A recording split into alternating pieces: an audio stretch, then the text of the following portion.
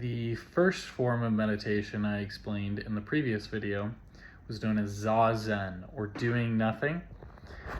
And this is a Japanese form, Japanese like Buddhist form of meditation, and it essentially it's a really good practice in terms of, especially for those struggling with like OCD or just kind of compulsive rumination. Like if you got a thought on your mind or there's something you're stressing and it just won't go away, then this is absolutely perfect. So essentially what you're going to want to do is sit comfortably or lie down. If you fall asleep, that's fine. Ideally, you wouldn't want to fall asleep, but if you fall asleep, okay. It's probably good for you. It's probably what your body needs. And essentially how this form of meditation works is you sit down comfortably in a chair or in whatever, position suits you best. And you're going to just do nothing. The only two, quote unquote, do nothing, but there's two stipulations. The first is any intention you have to control your attention, being I don't want this thought, I'm going to push this thought away, I'm going to focus on this thought. Internally you're allowing your attention to simply flow, and the stream of consciousness, the thoughts, feelings, sensations, perceptions, memories, everything that arises within your internal experience, you're going to allow that to continue just streaming through. And if any of that, and I mean any of that, has a compulsive need where you're like, oh, I really don't want to think this, or oh, I really want to think that, you're obsessing over something, that if you can, let go of any intention to control your attention. That's the first thing. And the second little stipulation of doing nothing is if you cannot control or stop, let go of rather, your intention to control your attention, then what you're going to want to do is just accept whatever comes.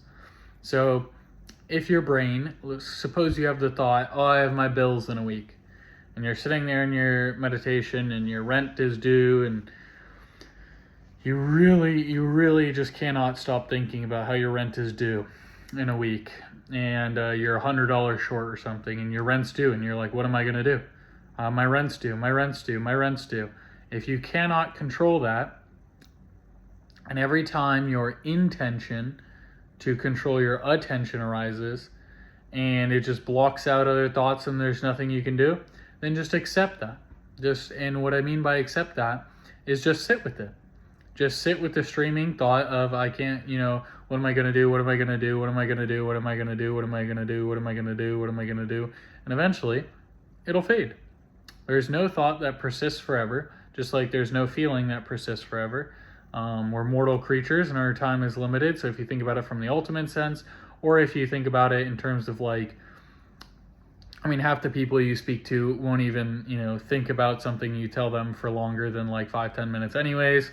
So most of the time you don't have to worry if you say something to someone or if you have a thought that persists, eventually it'll pass. And so the two stipulations for Zazen meditation, or aka doing nothing, the doing nothing meditation, are any intention to control your intention, let that go. And if you can't, accept whatever comes. Just accept whatever thoughts arise within the domain of your experience. If pleasant thoughts are coming, that's great. If unpleasant thoughts are coming, that's also great.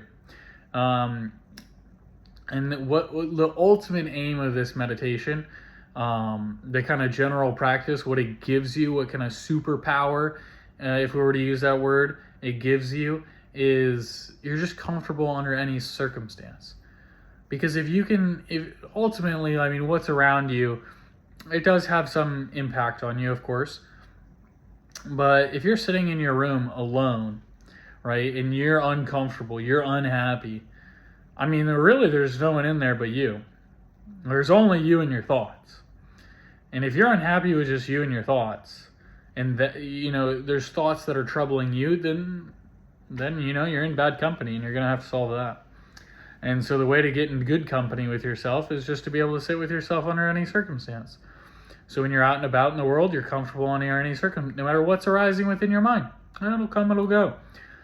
And this isn't, an on and off switch. It doesn't just happen instantly. You don't just, wake up one day after doing Zazen and you're like, wow, really, I have no troubles with anything and I'm perfectly happy all the time and I'm comfortable in every situation and I have no fears whatsoever.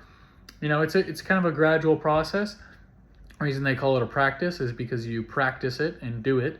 And so the more you do it, the more comfortable you are in situations. It can be both positive and negative.